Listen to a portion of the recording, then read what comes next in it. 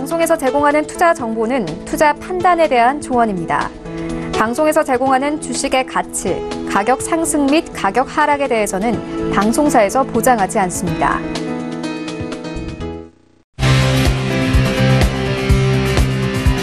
슈퍼스탁 발굴 프로젝트 글로벌 슈퍼스탁의 김민아입니다. 우리 증시가 도통 살아나지 못하면서 불안감이 키워가고 있습니다. 간밤에 트럼프 대통령이 중국과의 대화는 생산적이다, 뜻밖의 결과를 기대하라면서 호의적인 발언을 했음에도 불구하고 미국 증시는 지지부진한 흐름을 이어갔는데요. 오늘도 저희 글로벌 슈퍼스탁과 함께 하시면서 이런 상황에서는 어떤 이슈를 선점하고 어떤 전략을 구축해 나가야 하는지 함께 모색해 보시기 바랍니다. 자, 그럼 본격적으로 오늘 알아볼 코너별 이슈부터 확인하겠습니다. 네, 먼저 글로벌 코너입니다. 네, 첫 번째 이슈부터 함께 확인하겠습니다. 이 노란조끼 시위대에 대해서 들어보셨을 겁니다. 바로 유류세 인상으로 인해서 촉발된 시위대인데요. 이 마크롱이 노란조끼 시위대에 결국은 백기를 들었다고 합니다. 마크롱 대통령이 민심을 달리기 위해서 쓴 정책은 무엇인지 함께 알아보는 시간 마련했고요. 두 번째 이슈에서는 리비아가 공급 감축으로 인해서 유가가 다시 반등 시도를 보이고 있다라는 이슈입니다. 리비아가 공급을 감축하게 된 배경은 무엇인지, 그리고 저유가 시대에는 이것이 호재로 작용할 수 있을지 잠시 후에 알아보도록 하겠습니다. 네, 이어서 차이나 코너로 가보도록 하겠습니다. 네, 먼저 첫 번째 이슈부터 보시겠습니다. 화웨이 사태가요, 중국의 애국주의를 촉발하고 있다라는 이야기입니다. 즉 중국의 반미 감정이 부추기고 있다라는 이야기인데요. 중국 국민들이 과연 어떻게 반격을 나서고 있는지 함께 분석을 해보고요. 두 번째 이슈에서는 중국 법원이 애플에 판매 금지 명령을 내렸다라는 소식입니다. 두 가지 이슈가 모두 일맥상통하는 것 같은데요. 무역 전쟁과는 어떤 연관성이 있는지 함께 분석을 해보겠습니다. 네, 이어서 코인 코너로 가보도록 하겠습니다. 먼저 첫 번째 이슈입니다. 암호화폐 채굴 기업들이 줄줄이 도산하고 있다라고 합니다. 역시 시세가 하락하고 있기 때문에 악영향을 피해갈 수 없는 것 같은데요. 잠시 후에 파헤쳐 나갈 수 있는 방법은 없는지 알아보도록 하고요. 두 번째에서는 베네수엘라 틈새 시장을 바로 대시가 노리고 있다고 해서 주목을 받고 있다고 합니다. 앞으로의 대시의 전망까지 알아보려고 하니까요. 끝까지 함께 하시면서 매매 전략까지 챙겨가시기 바랍니다. 자, 그럼 본격적으로 글로벌 슈퍼스탁 출발합니다.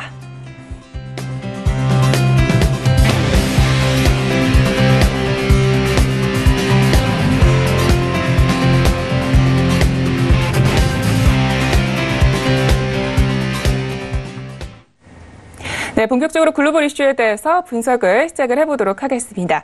자, 오늘은요, 김정철 본부장님과 함께합니다. 인사 나눠볼게요. 안녕하세요. 네, 안녕하십니까. 네, 반갑습니다. 자, 요즘 유럽이 참 시끄러운 것 같습니다. 영국은 브렉시트, 이탈리아는 재정 문제, 그리고 프랑스는 이 노란조끼 운동이 벌어졌습니다. 결국 마크롱 대통령이 항복을 했다고 하는데요. 자세한 이야기 전해주시죠. 네, 일단 노란조끼 운동하면 이제 유류세 인상 때문에 벌어진 일이죠. 근데 우리나라는 유류세를 인하를 했죠. 예, 인하했는데 똑같이 시위되게 된 것 같아요. 여기저기 일단들이. 프랑스보다 우리나라는 더 유류세를 인하해주고 더 좋게 해주는데 왜 그런지 모르겠습니다. 네, 일단 프랑스 같은 경우는 일단 마크롱 대통령 취임 이후에 줄곧 제왕적 국정 운영 행보를 계속 보여왔습니다. 그러니까 마크롱 프랑스 대통령이 이제 그런 행동을 보이는데 거기서 이제 또 유류세마저 이제 올리니까 이 유류세 부분이 중요한 거예요. 그러니까 뭐냐면 이 유류세는 소비하게 돼서 세금을 내는 소비세예요. 직접세죠. 직접세로 올렸다는 얘기는 무슨 얘기냐? 일반 서민들이 세금이 올라갔다는 얘기입니다. 그러니까 똑같이 부자든 가난한 사람이든 똑같이 사기만 하면 무조건 세금이 더 늘어나는 거죠. 즉 직접세를 올리는 건 뭐냐면 서민들한테 되게 불리한 거예요. 근데 우리나라에서는 오히려 그렇게 생각 안 하시는 것 같아서 박근혜 전 대통령이 담배값 올린다고 하는데 그 세금 올린 거랑 다름없거든요. 직접세 올린 거거든요. 근데 그걸 세금 올렸다고 생각 안 하시는 분들이 많더라고요. 그래서 프랑스 국민하고 우리나라 국민하고 국민 수준 차이가 좀 많은 것 같은 느낌이야. 일단 프랑스 국민들은 이게 서민들을 옥죄는 얘기구나 하면서 이제 그때부터 노란조끼 운동이 벌어졌는데, 마크롱 대통령이 그동안 이제 반대해온 최저임금 인상까지 이제 꺼내 들면서 겨우 진정을 했습니다. 지금 한 달 동안 거의 프랑스 전역이 들끓었다고 좀 보시면 좋을 것 같은데요. 일단 최저임금을 인상하면서 결국 이제 마무리를 하려고 지금 이제 전환형을 내보인 거예요. 그러니까 이건 아직 노란조끼에서 완전히 받아들인 건지는 아직 확인은 안 되고 있습니다. 안 받아들일 수도 있어요. 근데 부유세라고 해가지고, 그러니까 이게 이제 대표적인 간접세죠. 예, 이제 재산이 많으면 많이 내는 이 부유세 같은 경우는 끝까지 마크롱 대통령이 거부를 했습니다. 그래서 13분여간 이어진 이제 대국민 담화에서 사회 경제적으로 긴급한 상황에서 폭력은 용인할 수 없지만 분노와 함께 표출된 국민의 요구는 대부분 합법적이다. 라면서 이제 폭력시 우리나라 국민들이 그 정치 민주적인 그런 소양은 높은 것 같아요. 그러니까 경제적이고 세금적이고 약간 이런 소양은 대단히 안 좋은데, 예, 이제 민주적인 소양은 상당히 높아요. 프랑스는 폭력 사태가 일어나고 이랬는데, 우리나라는 반면에 이 세금이 나한테 어떻게 유리한지 잘 모르는 분들이 대부분이죠. 예, 일단, 유류세 인상 반대로 시작된 이 노란조끼 운동이 발발한 지 한 달 만에 국민 앞에 마크롱 대통령이 결국 사과 공식으로 나왔다 이렇게 보시면 좋을 것 같고, 내년 1월부터 근로자 최저임금이 약 12만 8천 원 인상이 되는 상태입니다. 그렇게 됐기 때문에 제가 봤을 때는 이렇게 되면 약 150만 원 정도 되거든요. 우리나라 돈으로 하면. 그러니까 우리나라 돈으로 하면 한 달 최저임금이 약 150만 원 정도 된다.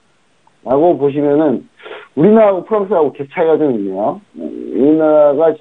우리나라가 사실 이 최저임금 가지고 논란이 많은데, 예, 최저임금 논란이 많은데 우리나라하고 프랑스는 확실히 이제 국민소득이 다르기 때문에 뭐 꼭 직접적인 비교는 할 수 없겠습니다만은 그래도 이게 우리나라하고 좀 약간 좀 대자뷰 되는 게 좀 많이 있다. 왜냐하면 우리나라는 현재 유류세를 인하를 했고 그리고 최저임금 인상에 대해서 상당히 오히려 일반 국민들이 싫어하는 그런 사태가 벌어지는 나라이기 때문에 과연 이게 국민 수준과 정치 수준 그리고 이 민주주의 수준이 역시 각 나라마다 많이 다르구나를 한번 좀 느껴볼 수 있겠습니다. 네, 이런 정책에 대해서 전 세계 반응은 어떤지 궁금한데요. 아무래도 프랑스의 재정 정책이 문제가 되지 않을까 이런 우려도 됩니다.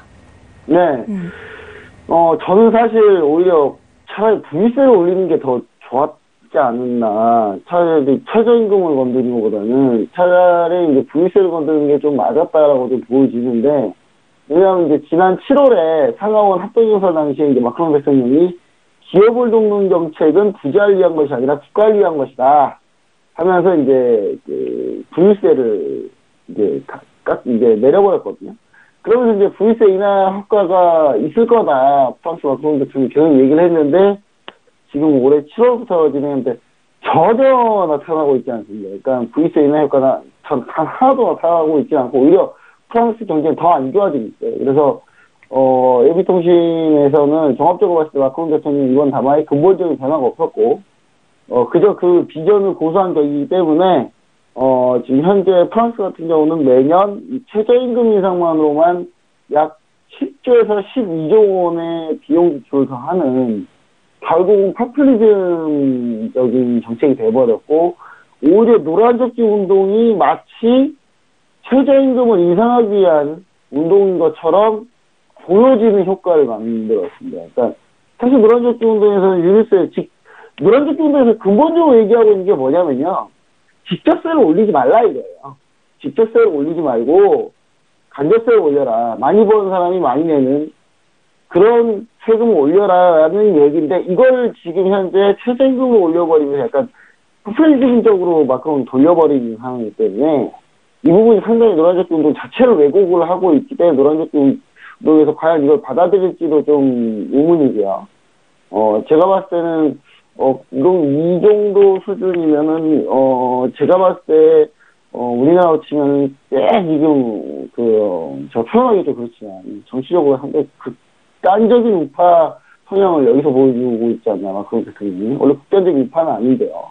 그런 부분을 좀 볼 수가 있다 이렇게 좀 볼 수 있겠고 과연 최저임금 인상이 자국 내 내수업이 진작으로 이어질지 이 부분은 지속적으로 좀 관찰이 좀 필요하다 뭐 이렇게 좀 얘기를 드리고 싶습니다. 근데 오늘 아침에 지금 속보가 하나 나왔었는데요. 아침 속보에 이제 프랑스 현지에서 현재 스트라스부르 동부 스트라스부르의 시내에서 테러 지금 청구성이 또 발생했습니다. 프랑스에서. 그래서 2명 이상 사망하고 지금 11명이 부상당했다고 하는데, 제가 봤을 때 유로화가 그렇게 좋을 것 같지는 않습니다. 그래서 정부는 유로화가 하방의 경직성을 보이고 있겠습니다만은, 상승하기 좀 힘들지 않을까라는 생각을 좀 해볼 수 있겠습니다. 네, 알겠습니다. 첫 번째 이슈는 여기까지 분석을 해보고요. 다음 이슈로 넘어가 보도록 하겠습니다. 자, 유가가 이번에는 공급 차질 이슈가 생겼다고 합니다. 급락하던 유가에게는 호재로 작용할 수도 있겠는데요. 이번 리비아 공급 차질 이슈는 어떤 내용인가요? 네, 사실 리비아 같은 경우는 이제 유가가 참 기로에 섰을 때 이게 마치 기다렸던 듯이 터진 약간 이런 느낌이 좀 있어요. 여기서 유가가 더 밀리면 $50가 좀 위험하다 이런 생각을 많이 했었는데 이번에 유가고 차질 이슈로 이제 어제 간밤에 이제 유가가 상승했는데 이게 어떻게 된 일이냐면 리비아 국영석유회사인 국영석유회사가 전일 불강력에 의한 수출 불이행을 선언했어요. 그러니까 이게 약간 모라토리엄 선언한 것처럼 수출 못하겠다 선언한 거예요. 근데 불강력이 어떤 거냐? 이제 최대 의존이죠. 엘사라라 지역에 이제 엘사라라 지역이 이제 최대 의존 지역인데 여기가 이제 민병대 아직도 지금 리비아는 내전 중입니다. 민병대에 의해서 이제 탈취되면서 수출을 할 수 없는 그런 상황이 됐습니다. 지금 유전지대가 지금 뺏겼죠. 지금 그래서 이것 때문에 이제 엘사라라 지역에 하루 평균 31만 배럴 생산을 하고 있는데. 자연적으로 리비아가 이제 30만 배럴이 이제 감산되는 효과를 좀 보여주고 있어요. 그리고, 엔필 유전에서도 약 7만 3천 배럴 차질이 빚어져서 약 한 40만 배럴 가까이가 추가 감산되는 효과를 좀 보여줬다. 이렇게 좀 보면 좋을 것 같습니다. 지금 아직 리비아는 원유 수급에서 안정적이지 못하다라는 사실을 다시 한번 관증을 했고요. 여기에 이제 러시아가 1월부터 하루 5에서 6만 배럴부터 시작해가지고 총 22만 배럴까지 감산할 계획이기 때문에, 여기서 이제 유가가 반등의 모색점을 좀 찾을 수 있는 뭔가 방법이 되지 않을까 좀 생각을 해보겠는데, 이게 조만간에 곧 정부군이 이제, 엘샤라 대규모 이제 반격을 한다고 하니까, 그러면은, 다시 또 유전이 다시, 잘 알겠죠.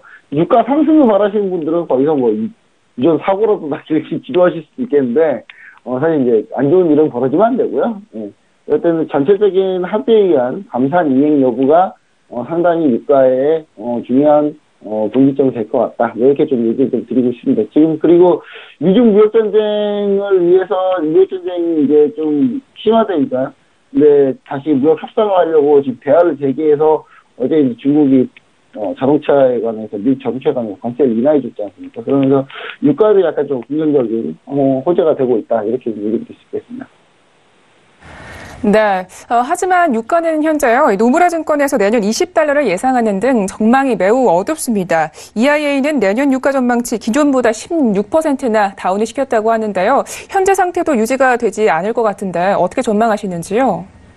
네, 이제 어제 한 가지 악재가 하나 있었던 거예요. 그러니까 미 에너지정보청에서 EIA에서 올해 이제 WTI 전망을 약 65.18달러 정도로 잡고 있었고요.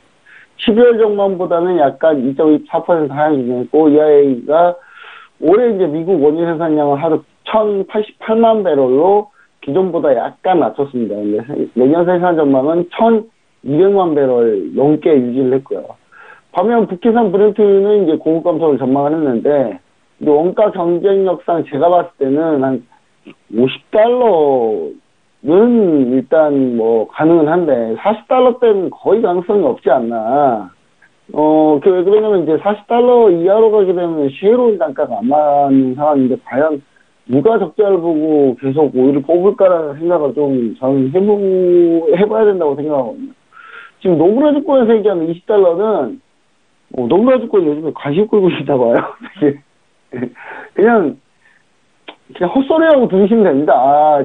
올해 초 중순에 골드만사스가 유가 $100 얘기했을 때랑 똑같은 느낌으로 생각하시면 돼요. 그냥 튀고 싶구나. 이렇게 좀 생각하시면 될 것 같고요.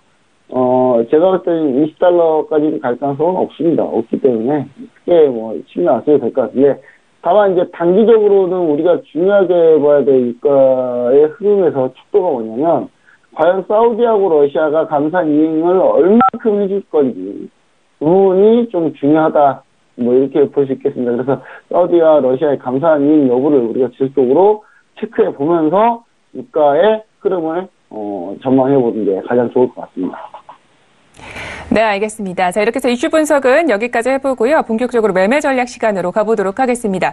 오늘 다뤄본 이슈에 영향을 받게 될 해외 선물 종목들을 하나하나 흐름을 짚어보면 좋겠는데요. 먼저 크루드오일부터 볼까요?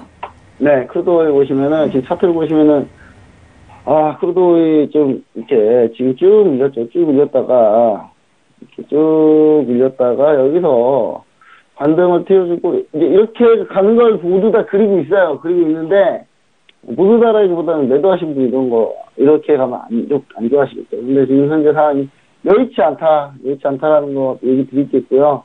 지금 왜 여의치 않냐면 지금 현재 보시면 아시겠지만 뚫지를 못하고 있어요. 뚫지를. 지금 중요한 거는 여기를 뚫어야 되거든요. 어디를 뚫어야 되냐면 지금 53.40위에서 안착을 해야 됩니다. 안착을 해야 여기서 놀아야 그 다음 상승을 보는 거지. 여기를 탈환하지 못하고는 상승을 보기 힘들다. 지금 현재 당장은 50.20 라인에 현재 걸쳐있거든요. 사실 이 50.20 라인은 또 매도 자리예요. 그래서 단기적으로는 매도 보시는 게 좋다. 단타, 데일리 트레이딩, 스캐핑으로는 매도 보는 게 좋다라고 좀 얘기 드리고요.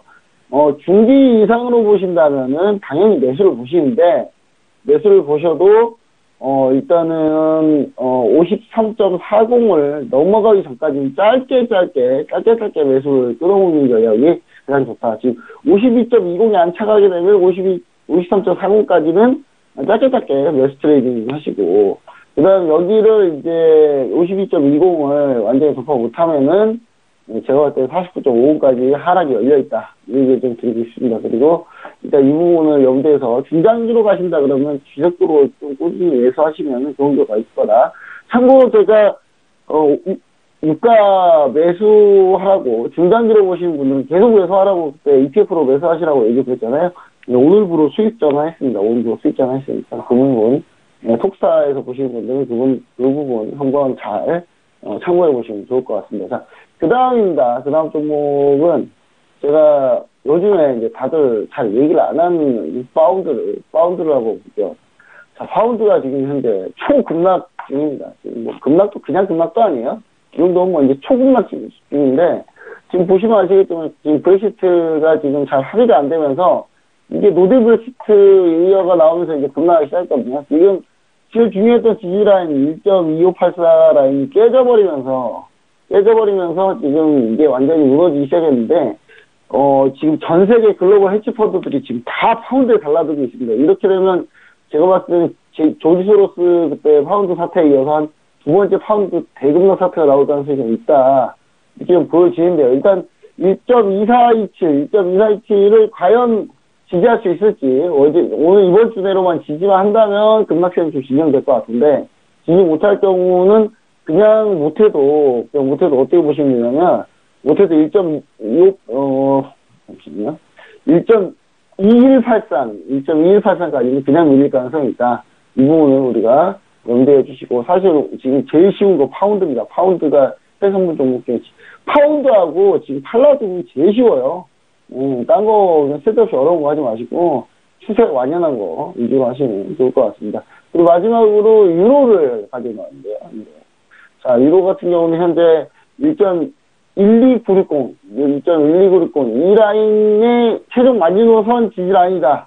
이게 보시면 좋을 것 같습니다. 이 테러 사태에도 불구하고 현재 지금 선물은 UFX 선물을 그렇게 밀리고 있지는 않죠. 그게 왜 그러냐면 달러가 요즘에 그렇게 강하지 않습니다. 달러가 강하지 않기 때문에 달러의 대부분을 유로화가 차지하고 있기 때문에 달러와의 반대 개념이 바로 유로화인데 지금 현재 달러가 그렇게 강하고 있지 않습니다. 최근에는 다시 살짝 강세를 보이고 있는데 그동안 한번 껐었기 때문에 제가 봤을 때 그래서 지금 유로화 같은 경우는 전저를 계속 잘 지키고 있어요. 그래서 그 전저에서 잘 대기하고 있는 게 좀 좋다. 유럽이 요즘 크게 좋을 만한 소식 별로 없으니까요. 그래서 저것도 전저점에서 기다리시면은 충분히 기회를 줄 것이고 그 다음에 이와 같은 경우 여기서 추가적으로 밀리는 건 좀 쉽지 않다. 이렇게 좀 보시면은 제가 봤을 때는 저가 매수 기회가 조금 있다가는 곧 나오지 않을까. 이렇게 좀 생각을 해볼 수 있겠습니다. 네, 알겠습니다. 자, 이렇게 해서 해외 선물 시황 그리고 매매 전략까지 모두 알려드렸습니다. 자, 이렇게 해서 글로벌 이슈는 여기까지 이야기 드릴게요. 멘토님 말씀 고맙습니다. 네, 감사합니다. 참고로 본 방송에서 제공하고 있는 정보는 투자 판단에 대한 조언일 뿐 주식의 가치나 수익률을 보장하고 있지 않습니다.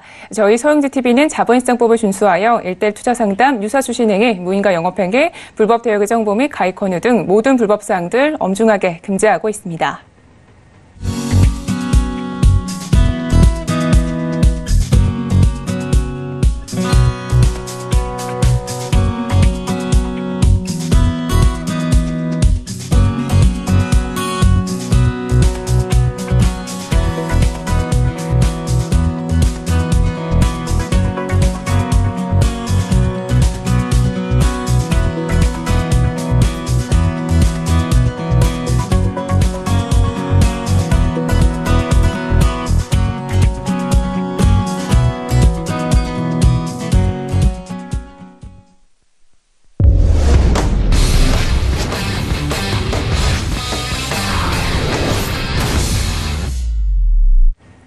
네, 차이나 코너 시작합니다. 오늘의 이슈에 대해서 조금 더 자세하게 풀어보도록 하겠습니다.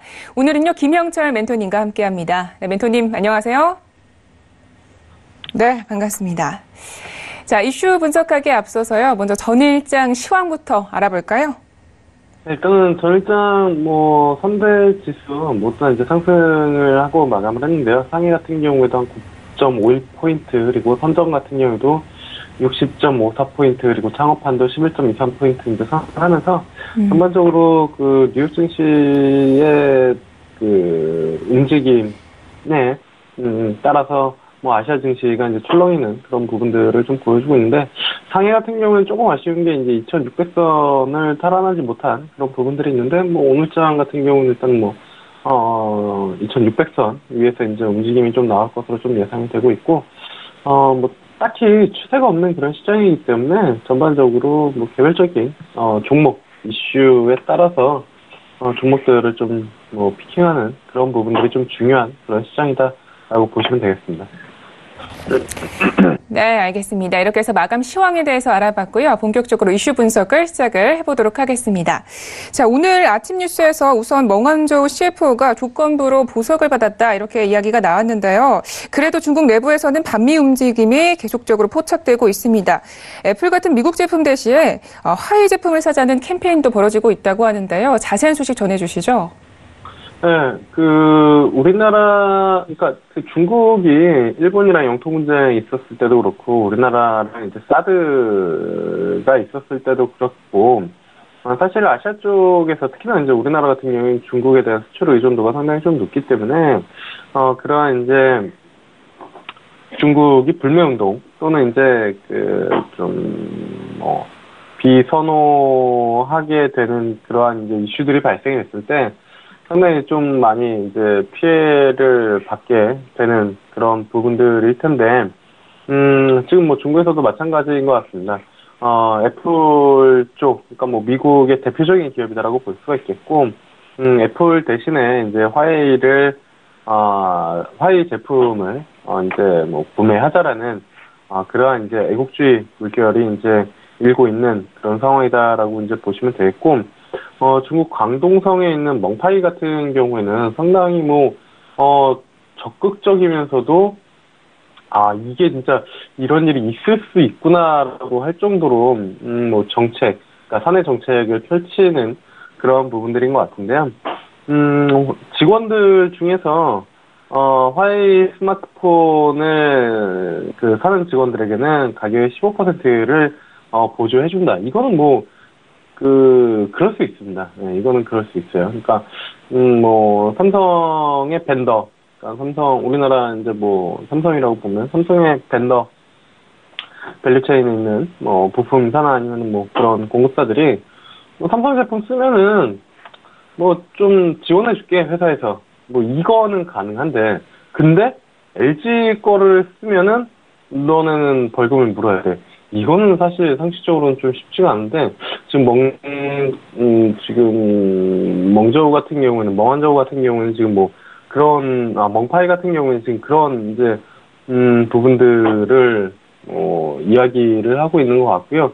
실질적으로 화웨이 쪽을 사면은 보조금을 주는 대신에 뭐 애플 쪽 제품을 쓰면은 상대적으로 뭐 페널티를 준다라는 뭐 그러한 이야기들이 나오고 있는 지금 그런 상황이기 때문에 지금 뭐 애플 아이폰의 가격만큼 벌금을 물릴 것이다라는, 이게 가능한지, 지원금 주는 거야 사실은 뭐 충분히 뭐 기업에도 이익이 되고 자국 기업 화웨이에도 뭐 이익이 되고, 그러면 그걸 사서 쓰는 직원들한테도 이익이 되지만, 그렇다라고 해서 애플의 아이폰을 쓴다라고 해서 그 가격만큼 벌금을 물리는 건, 가끔 중국은 정말 막 그 IT 쪽이나 뭐 미국의 실리콘밸리 이런 부분들을 이제 뭐 벤치마크에서 상당히 좀 많은 스타트업 기업들이 이제 나온다라고 기사를 통해서도 이제 그 이슈를 통해서도 말씀을 드렸지만,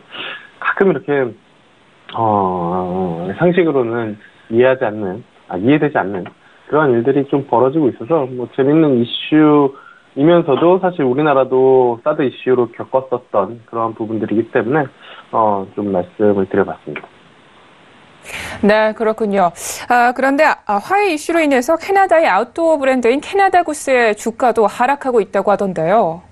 네, 아무래도 이제 이제 체포된 곳이 캐나다였고, 미국의 이제 그 정보 협조 뭐 이러한 부분들을 통해서 된 부분들이기 때문에 상대적으로 이제 캐나다 구스에 대한, 그러니까 캐나다에 대한 이미지가 안 좋아질 수밖에 없는 그런 상황이었고, 그러한 부분들이 이제 캐나다 구스가 이제 하락을 하는 그러한 이제 움직임으로 나타났다라고 보시면 되겠고요.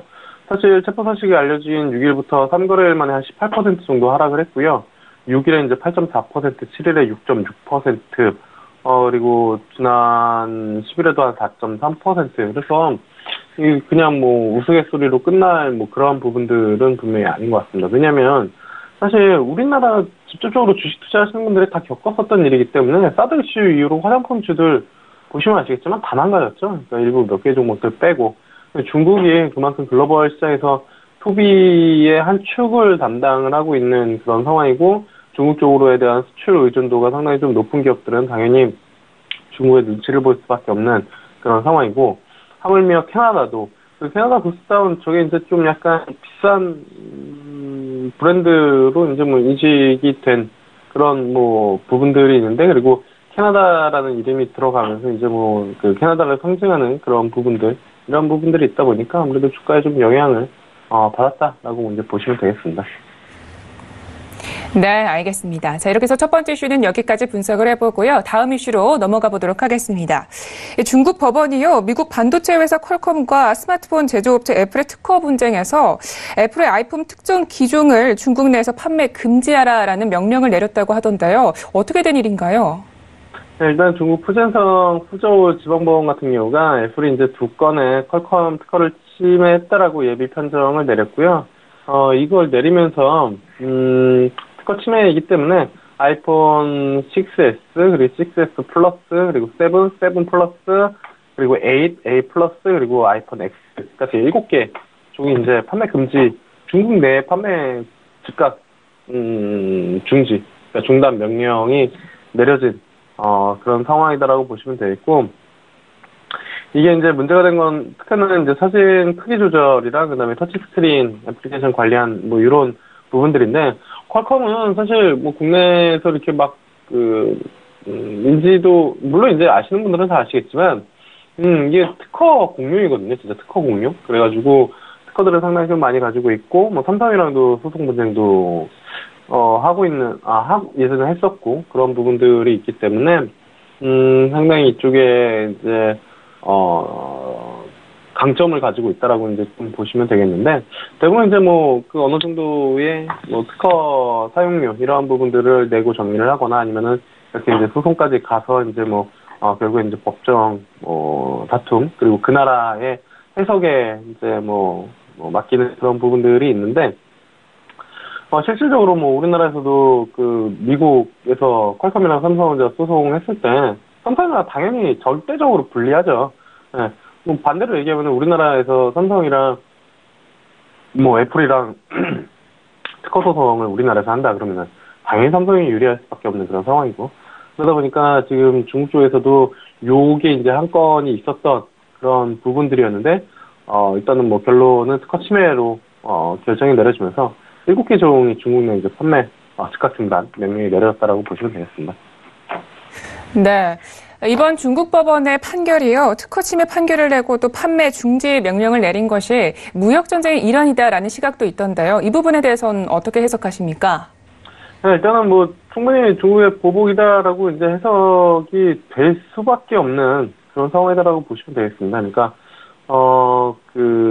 지금 미중 무역 전쟁이 벌어지고 있는 그런 상황에서 중국이 뭐 미국에 확실히 뭐 타격이나 아니면은 보복을 할 수 있는 그러한 부분들, 이게 이제 화웨이가 미국 측의 공격 아닌 공격에 의해서 뭐 여러 가지 이제 이슈몰이 내지 이제 부분들 중국 내에서 이제 판매, 그리고 미국뿐만이 아니라 미국 연합전선에 있는 뭐 유럽, 일본 뭐 이러한 부분들까지 이제 확대되고 있는 그런 상황이다 보니까 중국은 가장 손쉽게 이제 방어 내지 공격을 할 수 있는 게 중국 내에 들어와 있는 애플이 중국 시장을 상당히 좀 중요하게 생각을 하거든요. 그러니까 중국이 상당히 좀 이제 인프 차이가 크지만 고소득, 그러니까 부유층에서는 뭐 애플을 상당히 이제 뭐 명품 이런 부분들을 선호하면서 애플에 대한 선호도도 상당히 좀 높고, 애플의 이제 많은 실적이 이제 중국 쪽에서 이제 담당을 하고 있고, 그쪽이 이제 성장하는 쪽이기 때문에. 그런데 이제 여기에서 제동을 걸면 당연히 뭐 화웨이가 제동 걸린 것처럼 똑같이 우리도 하겠다라는 합리적인 의심이 충분히 좀 가능하다라고 이제 보시면 되겠고, 퀄컴이 1년간 특허 관련해서 한 23개 소송을 냈었는데 공교롭게 이번이 이제 첫 승소한 사안입니다. 그래서 애플을 공격하는 매우 편리한 방법으로 미국이 이제 화웨이의 취한 방식이랑 상당히 좀 유사하게 진행을 했다라고 보시면 되겠습니다. 네, 알겠습니다. 자, 이렇게 해서 이슈 분석은 여기까지 해보도록 하겠습니다. 저 이슈에서도 봤듯이 이렇게 미국 제품을 배제하고 자사 상품을 사라고 부추기게 되면 아무래도 수혜를 받는 기업이 있지 않을까 생각이 되는데요. 오늘은 어떤 종목을 보고 계십니까? 일단은 뭐 전기차가 많을 것 같습니다. 우리나라 시장에서도 지금 오늘 전기차 관련된 종목, 그리고 수소차 관련된 종목들은 이제 좀 상당히 강한데, 이쪽으로는 어쨌든 메가 빅 트렌드이기 때문에 뭐 꾸준히 관심을 좀 가져야 된다라고 보시면 되겠고요. 비아디는 뭐 일전에도 말씀드렸고 지속적으로 좀 말씀을 드리고 있는 그런 상황인데, 꾸준하게 우상향을 하고 있는 그런 모습이라, 그래서 조정 심하다, 적극적으로 좀 담아야 된다라고 보시면 되겠고요. 일단은 전기차 시장 최대 완성차 업체로 글로벌 판매량 1위를 기록을 하고 있고, 그 다음에 전기차 밸류 체인에서 수직 계열화 이 부분들을 좀 가지고 있고요. 라인업 강화, 그리고 모노레일 이 신사업 이런 부분들이 있기 때문에 지속적인 좀 관심이 필요하다. 그래서 매수가 같은 경우에는 지금 56.100 위안, 그리고 목표가는 65.000 위안, 그리고 손절가는 50.000 위안 잡고 대응하시면 되겠습니다. 네, 알겠습니다. 오늘의 종목은요, BID를 주셨습니다. 매수가와 목표가 모두 주셨으니까요, 대응을 잘 해보셨으면 좋겠습니다. 자, 이렇게 해서 오늘 차이나 이슈는 여기까지 이야기 듣도록 하겠습니다. 멘토님, 오늘도 말씀 고맙습니다. 네, 감사합니다. 네, 참고로 본 방송에서 제공하고 있는 정보는 투자 판단에 대한 조언일 뿐 주식의 가치나 수익률을 보장하고 있지 않습니다. 저희 서영재TV는 자본시장법을 준수하여 1:1 투자 상담, 유사수신행위, 무인가 영업행위, 불법 대여기 정보 및 가입 권유 등 모든 불법 사항들 엄중하게 금지하고 있습니다.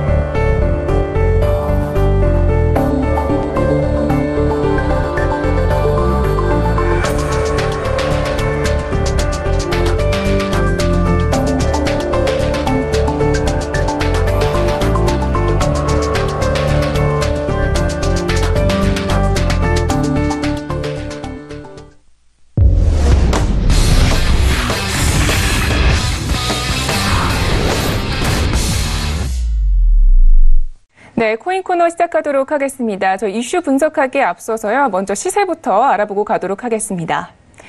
코인 마켓캡 기준으로 알려드립니다. 오늘도 전반적으로 코인들이요 하락세를 면치 못하고 있습니다. 비트코인은 지난 24시간 동안 3,500달러 선을 하회하면서 약세장을 지속하고 있는데요. 현재는 2.14%대 하락하면서 3,416달러에서 거래 중입니다. 거래 규모는요 46억 달러로 추산되고 있습니다. 이렇게 비트코인이 하락하면서 이더리움과 리플 그리고 스텔라도 하락세를 면치 못하고 있습니다. 특히 이더리움 같은 경우에는요 3% 넘게 빠지고 있는데요. 90달러가 이탈됐습니다. 88.42달러에서 거래 중이고요. 스텔라 같은 경우에는 4.52%대 하락 중입니다. 반면에 테더 역시 오늘은 또 하락을 하고 있습니다. 0.49%대 약세장에 진입했는데요. 1달러 부근에서 거래가 되고 있습니다. 이외에도 이오스와 비트코인 SB 그리고 트론 모두 약세장에 진입하고 있는데요. 이렇게 투자 심리가 계속적으로 위축되고 있는 분위기입니다. 네, 이렇게 해서 시세에 대해서 알아봤고요. 본격적으로 이슈 분석을 시작을 해보도록 하겠습니다.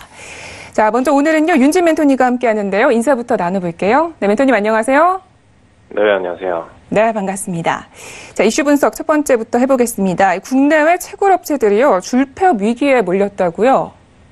네, 일단 비트코인 가격이 하락하면서 암호화폐 시장에 좀 한파가 좀 들어왔는데, 일단 국내 암호화폐 채굴업체들도 좀 상당히 동작했다 이렇게 보시면 될 것 같고요. 낮은 채산성 그리고 높은 전기요금 때문에 일단 소규모 채굴장들부터 좀 빠르게 폐업 수순을 밟고 있다 이렇게 보시면 될 것 같습니다. 지금 일부 업체는 해외 쪽으로 채굴기를 옮겨가면서 좀 살아남으려고 하는 모습인데 국내 업체들 같은 경우에는 일단 우리나라의 전기요금이 좀 비싼 편이다 보니까 이 부분에서 마진 단가가 첫 번째로 안 맞는 부분이 있고요. 그다음에 사실 기기 처음에 드릴 때 드렸던 생산 비용 이 부분에서 마진 코스트가 안 남을 경우에는 장기적으로 감가상각이 안 맞게 되죠. 그래서 재무적으로 지금 상태에서는 일단 마이너스이다 이렇게 좀 보시면 될 것 같습니다. 그래서 지난해 9월 설립된 채굴업체 이제 희망의 씨 같은 경우에는 7월부터 전기요금이 저렴한 제3국가로 채굴기를 옮기는 상태 이 정도로 보시면 될 것 같고요. 사실 여기만 해도 그나마 좀 큰 업체입니다. 지금 9월부터 2개국에서 약 700여 대의 채굴기를 지금 돌리고 있는 상태다 이렇게 보시면 될 것 같고요.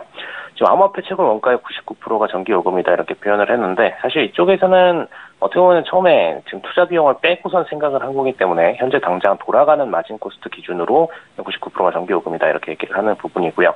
사실 기존에 구매를 하던 비용까지 생각을 한다면은 사실 거의 그냥 마이너스다 이렇게 좀 보시면 될 것 같습니다. 암호화폐 가격이 떨어지면서 일단 채굴 가격에 그대로 마이너스를 입었기 때문에 채굴장들이 지금 생존이 어려운 상황이다. 이렇게 상상해 보시면 될 것 같습니다. 근데 이 부분이 기존에 좀 높은 단가일 때는 그래도 마진이 남던 상태였다. 이렇게 좀 생각을 하시면 될 것 같고요. 특히 6,000선을 상회하는 수준에서는 어느 정도 남는 부분이었고 6,000원보다 떨어지게 되면은 사실 공급이 거의 불가능한 상태로 보실 수가 있기 때문에 이 단가가 굉장히 좀 중요한 마진 라인이었습니다. 근데 6,000선 이하로 빠지고 나서부터는 핵심 주요국들, 선진국들 중심으로 지금 전기요금에 있어서 우리나라보다 높은 국가들도 상존하기 때문에 여기서 더 공격적으로 마이너스를 입고 있는 국가들이 있습니다. 그래서 이 국가들부터 벌써 이미 다시 3국으로 채굴기를 옮기는 상황이었다. 이렇게 보시면 될 것 같고요. 그 여파가 우리나라까지도 이제 들어와서 우리나라도 이제 마진이 안 맞는 상황이 됐다. 이렇게 보시면 될 것 같습니다. 지금 상태의 하락세라면은 앞으로도 추가적으로 우리나라뿐만 아니라 지금 신흥국 중심으로 또 다시 이제 후진국으로 추가적으로 채굴기를 옮겨야 되는 상황으로 나올 수가 있기 때문에 앞으로 이 부분이 굉장히 좀 중요한 부분으로 보시면 될 것 같고요. 문제는 이 채굴기를 돌리는 제3국으로 지금 채굴기를 옮겼을 경우에 이 제3국의 전기가 중간에 끊기는 경우도 있고 그리고 상당히 전기 자체가 전압 정보에서도 안전적이지 않은 경우들도 있기 때문에 이런 부분에 있어서 앞으로 채굴기 산업 자체가 굉장히 좀 공지로 몰리게 되었다 이렇게 좀 보시면 될 것 같습니다. 그다음에 지금 익명의 암호화폐 업계 관계자 측에서는 지금 이러한 대규모 채굴 장비를 갖춘 업체로부터 채굴기를 인수하기 위해서 계약을 추진 중이다 이렇게 표현을 했고요. 그다음에 한국과 비교를 해서 지금 전기요금이 비교도 안 되게 낮기 때문에 암호화폐 시세도 수익을 거둘 수 있을 것이다 이렇게 내다보고 있다고 하는데 사실 이란 측에서 채굴장비를 대량으로 지금 넘긴다라는 것 자체가 본인들도 이제 추후 이 산업에 대해서 안 좋게 보고 있기 때문에 일단 주요 선진국 혹은 신흥국들 중에서도 상위권에 있는 업체들한테 지금 채굴기를 대량으로 넘긴다 이렇게 보시면 될 것 같습니다. 현재 상태에서 뭐 3,500선 이하로 떨어진 상태였기 때문에 여기서 마진 단가가 떨어지는 것도 시간 문제다라고 보고 있는 입장이고요. 그래서 이 해당 업체들도 지금 남겨서 넘기지 않으면은 추후에 아예 적자 구조로 넘겨서 아예 본인들도 다 수익을 거둘 수가 없다라는 입장이기 때문에 먼저 지금 선진국과 신흥국들한테 지금 후진국들 측에서 지금 빠르게 채굴기를 넘기고 있다 이렇게 보시면 될 것 같습니다. 네, 그러면 현재 국내에 남은 채굴 업체들의 상황은 어떤가요? 일단 국내 남은 업체들 같은 경우는 상황이 더 안 좋습니다. 채굴기를 하루에 24시간씩 돌리면 한 대당 보통 전기료가 10만 원 정도 나오는데 물론 기기마다 다 다릅니다. 네. 평균적으로 이 정도 나온다고 보시면 될 것 같고요. 비트코인 가격 자체가 $4,000 밑으로 내려가면은 채굴장을 유지하는 이익이 거의 나지 않는다라는 상태이기 때문에 지금 사실 채굴장 같은 경우에는 기존의 투자금을 배제하고선 계산을 해도 이렇게 된다라고 보시면 됩니다. 근데 현재 상태에서 이미 뭐 투자한 건 투자한 거고 굴리는 게 이익인가 혹은 굴리지 않는 것이 이익인가를 따져봤을 때 지금 상태에서는 굴리지 않는 게 차라리 이익이다라는 관점이라는 거죠. 네. 그래서 지금 상태에서는 아예 그냥 굴리지 않고 일단은 중지를 시킨 다음에 다시 외국으로 넘겨서 해당 채굴기를 돌리는 게 더 좋다라는 입장이라서 외국에서 아예 매입을 하던가 아니면 본국에 있는 채굴기들을 아예 외국으로 송환을 시켜서 외국에다가 새롭게 작업장을 차려서 오픈을 하던가 둘 중 하나를 선택해야 되는 사정으로 보시면 될 것 같습니다. 중국도 최근에 사정은 거의 비슷한데 사실 중국은 그래도 뭐 땅값이 싼 지역들도 변두리 쪽에는 있죠. 그러다 보니까 해당 지역으로 옮길 수 있는 여건이 됩니다. 다만 해당 지역 같은 경우에는 사실 전기나 이런 부분들이 오히려 제3국보다도 안 좋은 상황들이 있기 때문에 해당 업체들은 그쪽으로 옮기느니 차라리 그냥 제3국으로 옮기는 게 낫다. 혹은 이제 동남아 국가를 옮기는 게 낫다라고 보는 입장이고요. 지난달 중국에서는 지금 60에서 80만 대의 채굴 업체가 아예 문을 닫았습니다. 그래서 지금 암호화폐 전문 매체 콜린 텔레그래프 같은 경우에는 지난달 암호화폐 채굴 업체들이 시장 침체로 상당수 구형 모델들 중량이 무거운 것 순으로 시장에 내놓고 있다. 이렇게 보고를 했고요.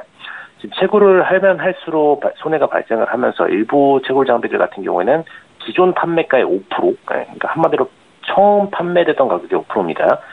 그래서 이 가격도 채 되지 않은 가격의 헐값으로 나와 있기 때문에 최근에 지금 검색엔진 바이두의 실시간 검색어에 지금 채굴기 떨이 판매가가 1위까지 오르는 상황까지 발생을 했습니다. 그러니까 한마디로 기존의 이 채굴 장비 업체들의 관심이 많았던 경우에는 판매가가 굉장히 좀 높게 형성이 됐던 반면에 현재는 아예 생산 단가 미만으로 빠져서 그냥 한마디로 실질적으로 중고가 코스트, 한마디로 이 장비 자체의 가격보다도 더 낮은 가격에 그냥 본인들이 손절 처리를 해버리는 거죠.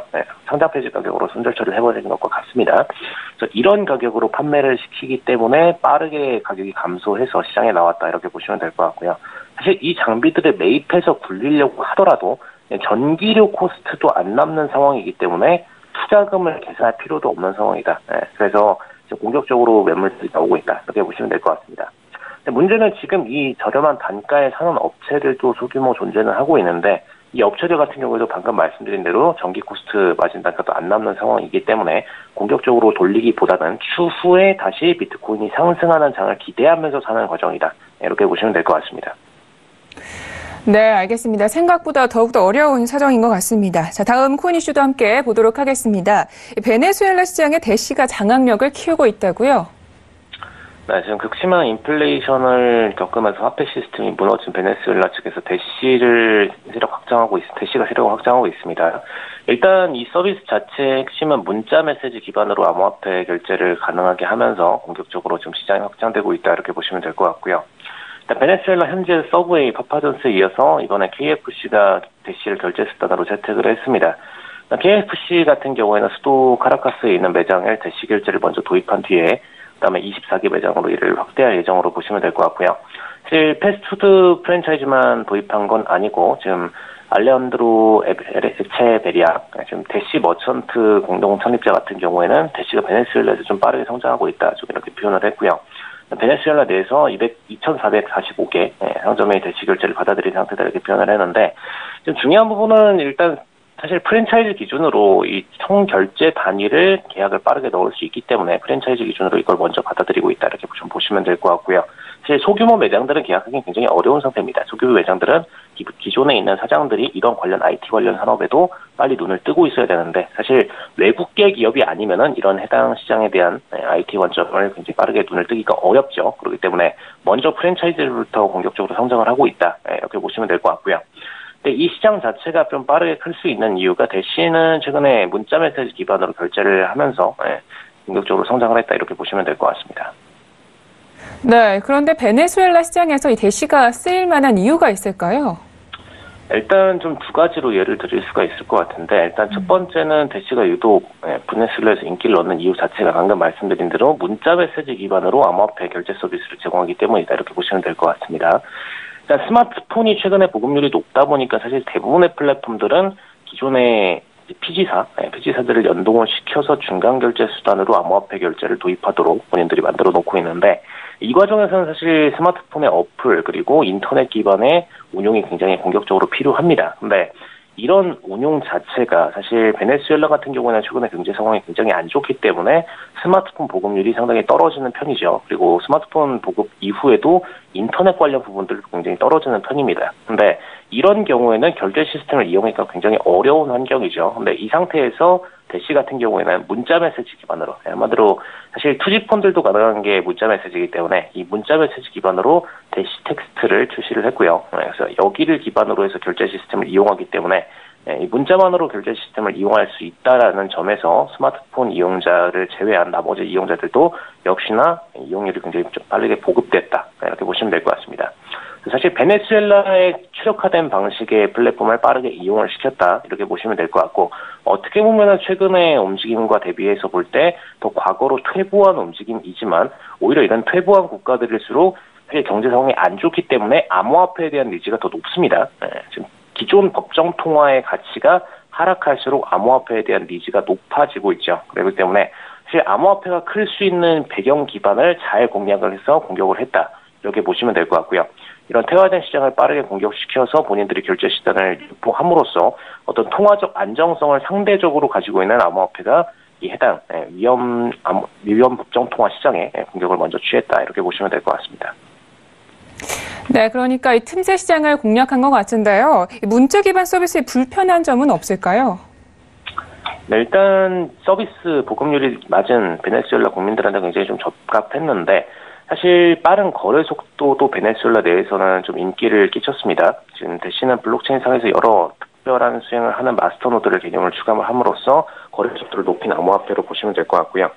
그다음에 지금 해외에 사는 베네수엘라인들 매년 20억 달러에 달하는 돈을 고향으로 보내는데, 이때 느린 송금 속도가 문제가 됐었죠. 그런데 대신에 좀 이런 부분을 해결을 하긴 했습니다. 근데 중요한 부분은 사실 이 경우에는 스마트폰을 공격적으로 이용하지 않는 DB 시장에 한해서만 공격적으로 이용할 수가 있고요. 사실 선진국 같은 경우에는 스마트폰을 공격적으로 이용하고 있기 때문에 해당 시장을 이용하기가 좀 불편하죠. 근데 지금 베네수엘라 같은 경우에는 기존의 스마트폰 시장을 이용하기보다는 문자 기반의 서비스 시장을 많이 이용해 왔기 때문에 이 해당 시장에 대해서 편리함을 느낀다 이렇게 보시면 될 것 같습니다. 그래서 사실 선진국과 현재 통화 위기를 겪고 있는 국가의 수준 차이라고 보시면 될 것 같고요. 특히나 최근 들어서 베네수엘라 환율 문제가 생기고 나서부터 일반 개인들 같은 경우에는 달러 보유를 안 하고 있었기 때문에 사실상 신규 해외 스마트폰이나 해외 문물이 들어오더라도 그런 해당 문물들을 기매할 만한 능력이 안 되고 있었죠. 그렇기 때문에 하지만 스마트폰보다는 오히려 기존의 시장에 들어와 있었던 투지폰이나 과거의 폰들을 이용하는 경우가 굉장히 많이 발생을 하고 있습니다. 그래서 이런 경우들일수록 점점 더 공격적으로 지금 과거의 시스템들을 이용해야 하는 상태이기 때문에 베네수엘라 같은 경우에는 공격적으로 이용할 수가 있었다 이렇게 보시면 될 것 같고요. 근데 문제는 지금 기존의 베네수엘라 같은 경우는 페트로 암호화폐를 가지고 있었는데, 페트로 같은 경우에도 사실 공격적으로 이 시장에 나섰다면은 이 해당 문제들을 해결을 할 수가 있었습니다만, 지금 페트로 같은 경우에는 공격적으로 아직 시장에 오픈이 되어 있지 않은 상태이기 때문에 아직까지는 대시가 더 우위에 있다 이렇게 보시면 될 것 같습니다. 네, 알겠습니다. 그러면 앞으로 이 페트로의 전망은 어떻게 될지 우리 멘토님의 의견이 궁금합니다. 일단 페트로 같은 경우에는 기업 재무용으로 많이 좀 쓰이고 있죠. 그다음에 지금 국가 자체에서 법정화폐를 대체할 용도로 계속해서 도입을 하고 있기 때문에 사실 베네수엘라 자체에서 볼 때는 장기적으로 보면 결국은 페트로가 지배를 할 가능성이 높다라고 보시는 게 맞습니다. 다만 지금 현재 상태에서는 지금 이용자 시장의 플랫폼을 정확하게 공략한 대시가 좀 빠르게 틈새 시장을 공략해서 커나가고 있다 이렇게 보시면 될 것 같고요. 이게 장기적으로 볼 때도 대시가 베네수엘라 페트롤을 압도할 것이냐를 보면은 X표가 나올 수밖에 없습니다. 대시 같은 경우에는 틈새 시장을 빠르게 공략했기 때문에 유포는 빠르게 됐지만 사실 페트로는 그냥 법정화폐를 대체하려는 목적으로 지금 베네수엘라 정부에서 만든 거기 때문에 추후에는 그냥 베네수엘라 화폐를 대신해서 그냥 운용이 될 거다 이렇게 보시면 될 것 같고요. 다만 이 암호화폐 페트로 자체가 공격적으로 시장에 오픈이 되고 있지 않고 그리고 어떤 플랫폼적인 면에서 굉장히 소비자들 친화적으로 되어 있지는 않기 때문에 대시 같은 경우에 이용은 대시로 이용을 하지만 결국에는 다시 페트로로 환전해서 이용하는 그런 중앙화폐적인 구조를 페트로가 가져가고 그다음에 철저히 대시는 그냥 암호화폐적인 구조로만 존재를 하고 이렇게 양측으로 조립하게 될 거다라고 보시면 될 것 같습니다. 네, 알겠습니다. 오늘 말씀 여기까지 듣겠습니다. 고맙습니다. 네, 감사합니다. 네, 오늘 저희가 준비한 소식은 여기까지입니다. 참고로 본 방송에서 제공하고 있는 정보는 투자 판단에 대한 조언일 뿐 주식의 가치나 수익률을 보장하고 있지 않습니다. 저희 서영주TV는 자본시장법을 준수하여 일대일 투자 상담, 유사주 진행의 무인과 영업행위, 불법 대여계좌 홍보 및 가입현황 등 모든 불법 사항들 엄중하게 금지하고 있습니다. 네, 오늘도 성공적인 투자 판단하시고요. 저희는 내일 이 시간 찾아뵙겠습니다. 함께해 주신 여러분 고맙습니다.